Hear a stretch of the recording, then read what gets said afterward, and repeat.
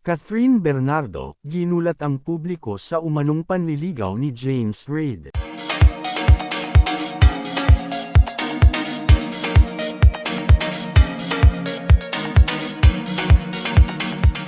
Ginulat umano ni Catherine Bernardo ang publiko matapos niyang ibunyag na nililigawan siya ni James Reid.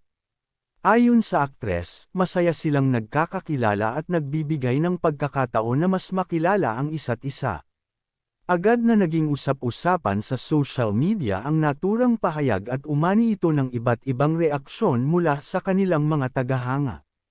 May mga natuwa at nagpahayag ng suporta, habang ang iba naman ay nagulat sa balita. Nanatiling magalang si James Reid at hindi pa nagbigay ng detalyadong pahayag tungkol sa issue. Sa kabila nito, sinabi ni Catherine na nais muna nilang pagtuunan ng pansin ang kanilang mga proyekto. Patuloy namang inaabangan ng publiko ang anumang opisyal na kumpirmasyon mula sa dalawa.